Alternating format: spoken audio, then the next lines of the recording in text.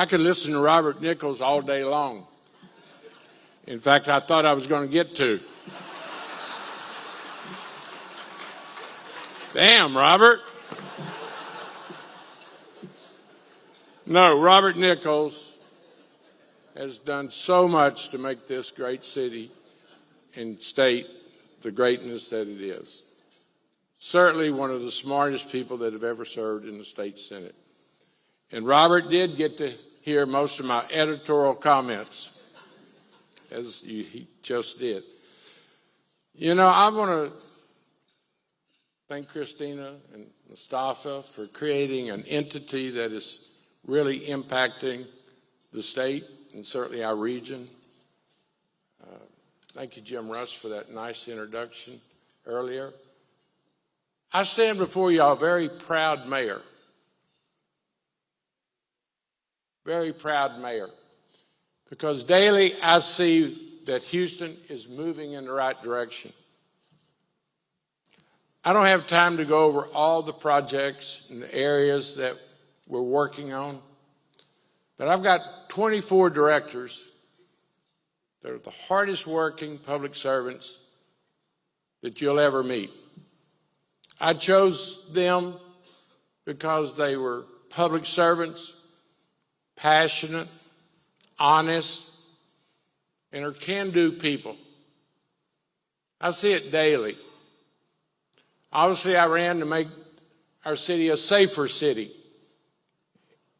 And I could speak during the lunch and quantify and talk about the morale of our police and our fire. I've actually had some of you come up at a screening about infrastructure and say, my wife knew that I was going to be with you today and she's concerned about safety. I can almost check that box. 5,400 police officers. We've added 800 since I got elected. 5,400, the most in Houston's history. We've had 800 new cadets since I was sworn in. Firefighters, very similar demonstration. 600 more firefighters. We were dangerously low when I was sworn in. So I won't belabor the point, although I'm proud of our police chief Diaz, who was a Texas Ranger, met him in Austin. See, experience and relationships matter when you're running a city, such as Robert Nichols and I being close friends. And Steve Alvis, a highway commissioner now. We're nonpartisan when we want to get things done. So we've just about been conscientious, and I can say public safety is definitely heading in the right direction. Now, let me tell you something, what brings us together. Infrastructure is bumping up a public concern in our city. In fact, when Houstonians asked me to leave Austin to come run for mayor and fix Houston, public safety, then streets and drainage. We had 1,900 broken water mains, water lines when I was sworn in. It's down to 100 now. So I understand the infrastructure. I grew up in Houston. I can remember when you could travel down the streets. So infrastructure is right up there near the top, and I would guess I'll spend probably more time on that than anything. And I want everyone here to know we're open for business. And if you haven't already joined our efforts, you should. And we're open for business. And I'm going to demonstrate it in a moment. But thank you, Randy Maka, a can-do person, long hours, open door policy. Ladies and gentlemen, I am so proud that I see the results of hard work, competent, honest people on a daily basis. I could tell you about things that you haven't heard about. Going to do a major adoption center for Bart because of concern about the location. But let's get back to infrastructure. I know why you're here today. I know so many of you. I want to thank you for giving me the opportunity to be mayor. I've never worked harder in my life, 18-hour days, often 7 days a week. It was a tough decision to leave Austin. Longest serving senator, chair of criminal justice, back to public safety concerns. But I thought about it, prayed about it, and yes, I'm at the right place. I don't regret one day leaving Austin because I see we're fixing Houston on a regular basis. 1,000 miles of road improvement this year. That was a commitment. We're at 750 miles. We'll surpass 1,000 by the end of the year. $500 million spent on drainage and roads, all-time high. The lift station for our wastewater treatment plant on the east side, $100 million, and thank you to the state of Texas. See, I'm gonna start preaching here in a minute. We have to work with all levels of government. Thank you, Austin. Thank you, our county commissioners. Thank you to the federal government.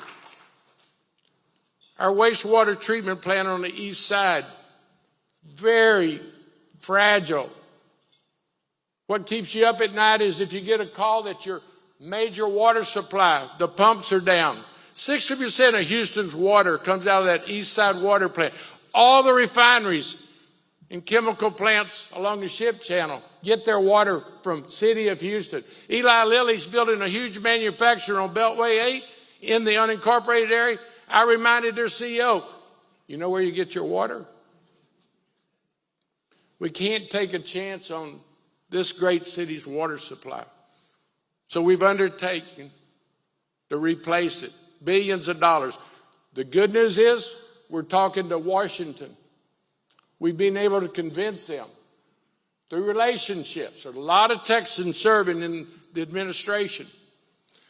Our Eastside Water Plant is a homeland security concern. 90% of our nation's jet fuel, domestic and military, comes from Houston, Texas, and they understand it and are assisting us. We will always probably be under construction in the airport because we're expanding so much. Poor Jim. Someone had called and said, we can't get out of the parking garage because of construction. Jim, I apologize for talking like that. 120 blocks of downtown have been repaired. And let me also emphasize something. It's nonsense to say we're making all these improvements for FIFA. Yes, we're prepared for FIFA. I'm in regular meetings about our safety, transportation, housing for our guests. I stopped the meetings. I said, wait a minute. Y'all remember our first commitment is to Houstonians. I don't want to see anything done in preparation for FIFA that we're not taking to our neighborhoods, cleaning up Central Houston. And we're proud of FIFA. FIFA tells me we're the most prepared city in the nation. They call us the grown-up city. We're no nonsense. I ran to fix Houston and put a team in place that can do it. I don't have time to waste. I'm willing to give 8 years of the best years of my life to Houstonians. Because yes, I love the Senate, but I love Houston more. We work hard. We're making a difference. The collaboration I can demonstrate. You know, Tom Ramsey calls me after I was elected and said, Whitmire, I've known him for years when he was mayor of Spring Valley and he was in prison ministries. He said, I tell you what, my roads inside the city of Houston, I'll split it 50-50 to repair this. That's unheard of. Briones is doing the same with parks, and Commissioner Garcia is a partner. It's making a difference. It's the quality of life issue that we owe. See, we all represent the same people. And that was unheard of before I got there. We were suffering, ladies and gentlemen, because there was no relationship between Houston government and the state of Texas.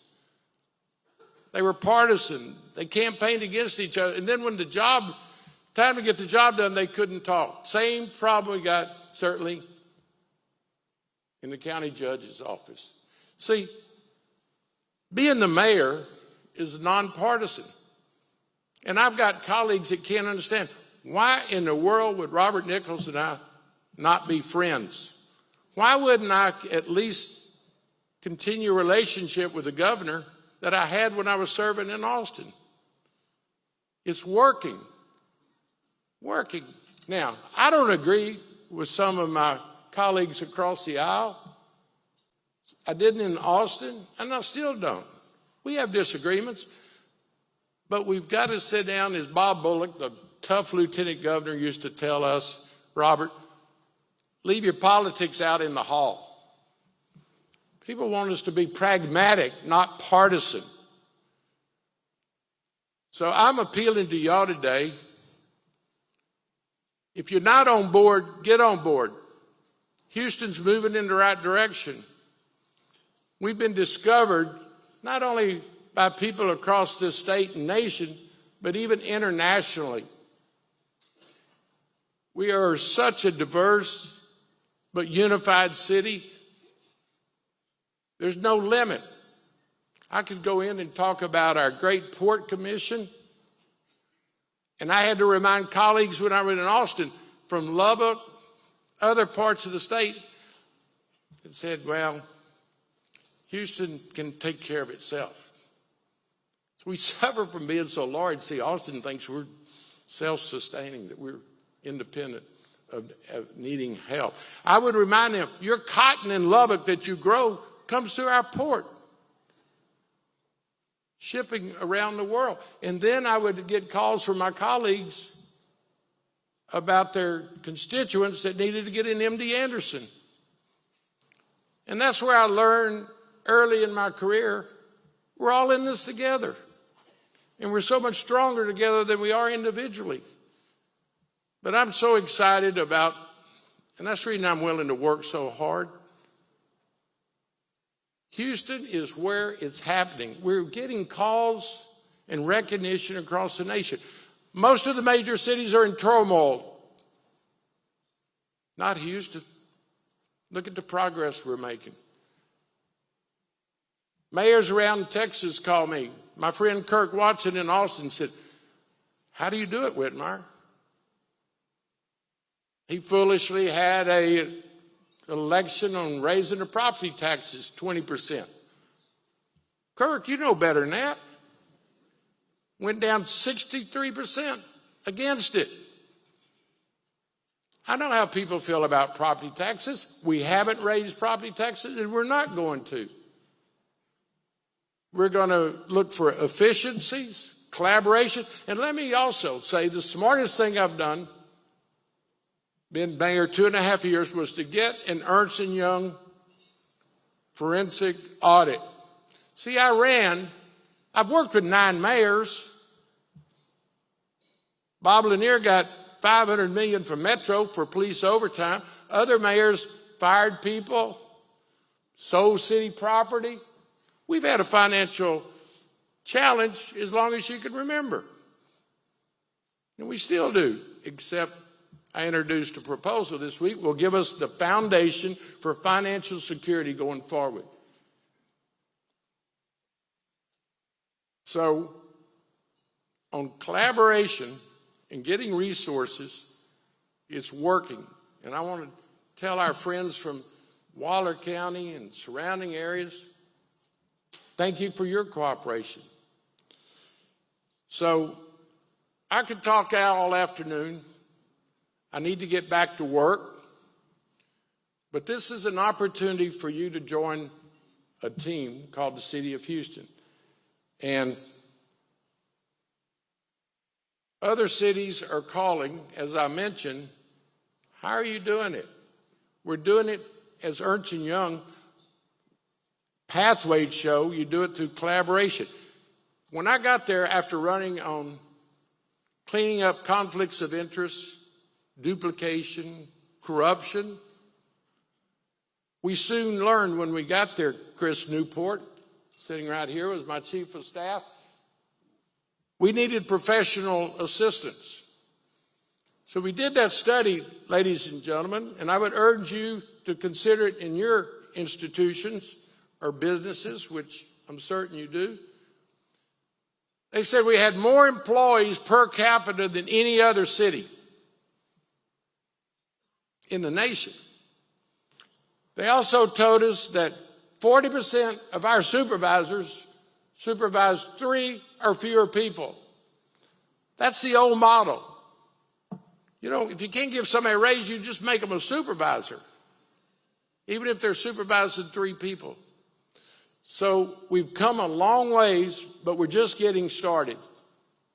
I had to make some bold decisions. I found and was told after I'd been there 2 months that 260,000 HPD cases had been suspended and never reviewed. Chief Finner at the time was a friend, colleague, but I had to go outside the department and make a bold move. The Sports Authority, good friends on the Sports Authority, had become complacent. So most of the sports teams in town said, you need some new blood. So I replaced the Sports Authority. The Housing Authority. You can't believe the conflicts of interest in the contracts to people that were doing no works. They had the connections. Replaced the entire Housing Authority. Midtown TERS. Folks, we don't have the luxury when we got financial challenges to waste $1 and certainly hold people accountable that are corrupt. Midtown TERS in the last 20 years accumulated 400 pieces of property. $450 million. And we're still wrestling as a city. What are we going to do with 400 lots between downtown and the Med Center, bought and controlled by Midtown TERS, giving contracts to people that did nothing? Maintenance contracts, no record, no accountability. The CEO pled guilty and is waiting to be sentenced. So let me just reach out, because it's been a long luncheon. Say thank you to my colleagues. I see Quada Carter, and there's others here. Martinez, I've spoken to him. I can go on and on. It's not about me. I just happen to be honored in the opportunity to use my contacts, sitting next to a highway commissioner in Austin, Steve Alvis, who has become a dear friend, to be able to pick up the phone during a storm to the State Emergency Center and say, during Beryl, power was out. I've got HPD in all the dark communities, but we still need help. And they send you 200 DPS officers. Ambulances were backed up.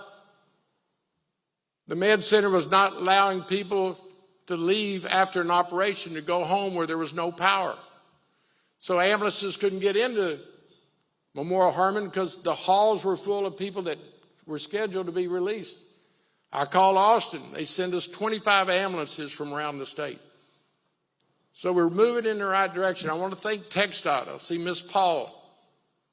TxDOT has never been a better partner to the city of Houston than it is now. Thank you.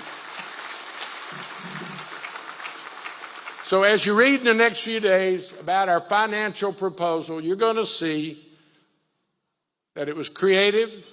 Other cities are doing it, making one of their services, our solid waste, a utility.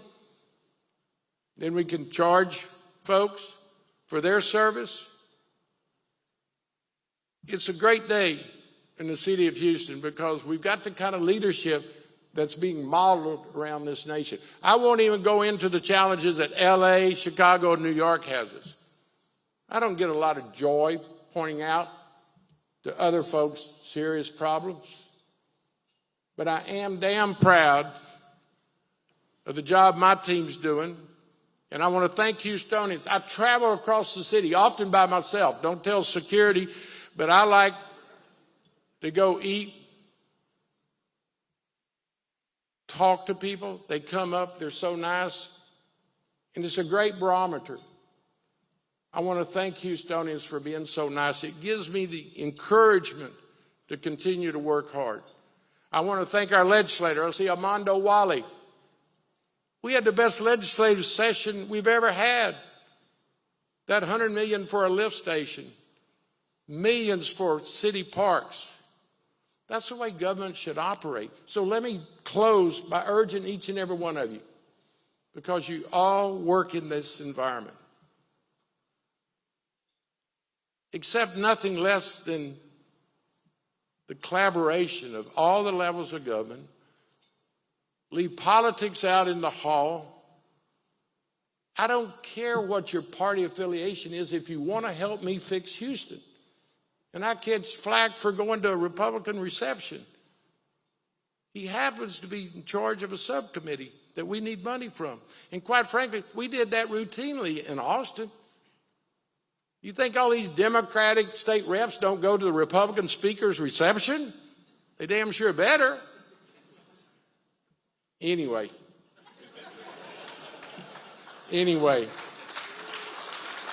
I want to thank y'all. I'm fired up. Let's keep on working.